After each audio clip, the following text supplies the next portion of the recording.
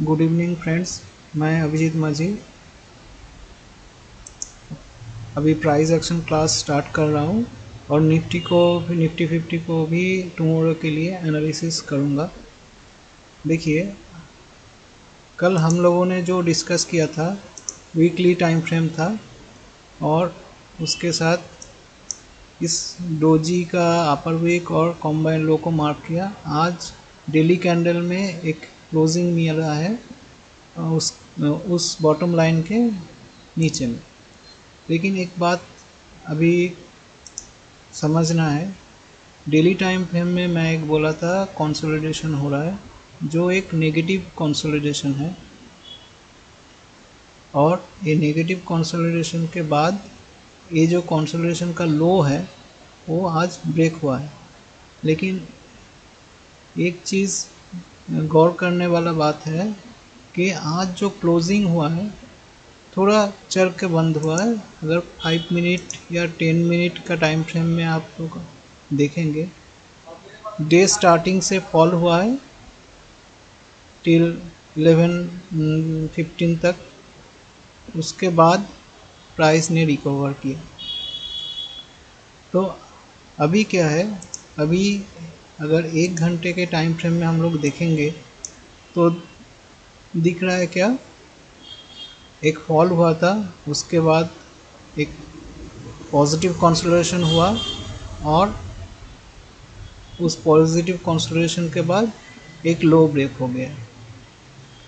तो एक चीज़ अभी हम लोगों को मतलब कॉन्फ्लिक्ट हो रहा है कि डेली टाइम फ्रेम में आपका नेगेटिव है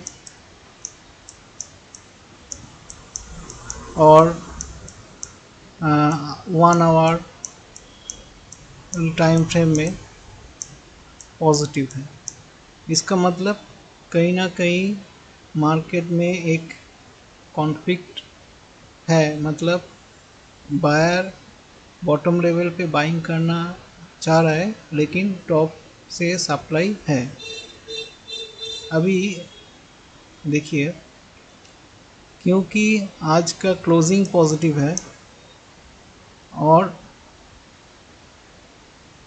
प्रीवियस 1 आवर टाइम फ्रेम में एक पॉजिटिव कंसोलिडेशन हुआ है, तो फिलहाल अभी शॉर्ट का ट्रेड हम लोग तभी लेंगे अगर आज का डे लो ब्रेक हो जाएगा, 1 आवर का एक कैंडल क्लोज करेगा, उसके बाद इसका वैलिडेशन होगा तभी। फिलहाल उसके पहले कोई शॉर्ट का ट्रेड, मतलब बिकवाली वाला ट्रेड लेना नहीं है। अगर प्राइस कल कॉस्ट में ओपन होता है और उसके बाद ये जो लाइन हम लोगों ने मार्क किया था 24,080 का, मतलब 24,080 के ऊपर, या मान लीजिए 24,100 के ऊपर अगर 15 मिनट भी का कैंडल क्लोज करे, फिर उसके बाद वहाँ पे प्राइस रुकने लगे, तो एक लॉन्ग का ट्रेड बन सकता है।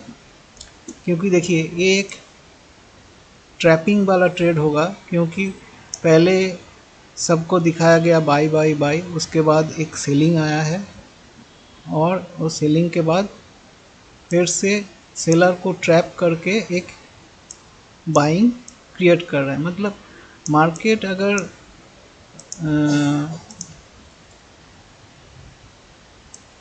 ये जो लेवल है इसके ऊपर 15 मिनट का क्लोजिंग करके फिर सस्टेन करेगा, उसके बाद एक लॉन्ग का ट्रेड हो सकता है और उसका टारगेट रहेगा ए। पहले फिलहाल फास्ट टारगेट रहेगा प्रीवियस डे हाई, उसके बाद ए। और शॉर्ट का ट्रेड तभी हो सकता है जब आज का डे लो ब्रेक हो जाएगा विथ 1 आवर कैंडल, उसके बाद एक वैलिडेशन होगा 5 और 10 मिनट के टाइम फ्रेम में, रीटेस्ट करने के बाद उसके बाद ही कोई शॉर्ट का ट्रेड एग्जीक्यूट होगा। लेकिन एक चीज़ और देखने वाला बात है, देखिए वीकली टाइम फ्रेम में जब आइएगा तो शॉर्ट जब होगा ना, उसके बाद आपका टारगेट यही तक रहेगा, मतलब 23,765 उतना ही रहेगा। फिर भी मैं एक चीज़ बोल रहा हूँ, ये एक एजुकेशनल वीडियो है और अभी जो लेवल हम लोगों ने डिस्कस किया वो कोई बाई सेल रिकमेंडेशन नहीं है। आप अगर उसके बिहाफ में ट्रेड लेना चाहते हैं तो पहले अपने आप खुद से एनालिसिस कर लीजिएगा एंड आपका जो फिनेंशियल एडवाइज़र है उसके साथ भी डिस्कशन करने के बाद ही ट्रेड लीजिएगा। फिर से मैं एक बार दोहरा देता हूँ क्या मैंने आपको समझाया। देखिए डेली टाइम फ्रेम में एक लॉन्ग लोअर वीक बना है, ये जो डेली टाइम फ्रेम पर कैंडल है, देखिए इधर डे लिख के आ रहा है। डेली टाइम फ्रेम में ये बॉडी साइज है लेकिन लोअर वीक भी दिख रहा है। अभी आवरली टाइम फ्रेम में हम लोग अगर चले जाएंगे तो आवरली टाइम फ्रेम में क्या दिख रहा है हम लोगों को, ये एक कंसोलिडेशन जोन है ये, और ये इसके अंदर प्राइस लगभग 6 to 7 डेज स्टे किया था। उसके बाद प्राइस ब्रेक करके आज क्लोजिंग तो दिया है डेली टाइम फ्रेम में, लेकिन क्लोजिंग के टाइम पे प्राइस थोड़ा पॉजिटिव क्लोज किया है। जो लास्ट थर्सडे का कैंडल में भी शो कर रहा है। मैं लास्ट वीडियो में भी आपको बोला कि क्लोजिंग थोड़ा पॉजिटिव हो रहा है, तो मतलब बायर्स का किसी न किसी लेवल से अभी प्राइस को स्ट्रॉन्ग करने की पूरी कोशिश कर रहा है। तो आज का डे लो जब 1 आवर टाइम फ्रेम में ब्रेक हो जाएगा, उसके बाद रीटेस्ट के बाद 5, 10, 15 मिनट का फिर अगर वैलिडेशन हो जाता है तो उसके बाद शॉर्ट का ट्रेड होगा, मतलब बिग वाली का ट्रेड होगा।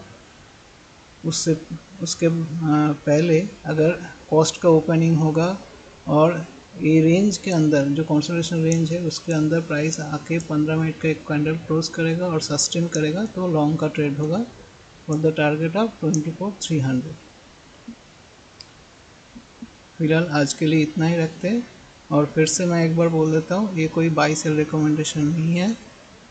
अगर कोई ट्रेड आप लोग लेना चाहते हैं इस लेवल के बिहाफ में तो आप खुद से एक बार एनालिसिस कर लीजिएगा एंड आपका जो फिनेंशियल एडवाइज़र है उसके साथ भी डिस्कस करने के बाद ही कुछ ट्रेड लीजिएगा।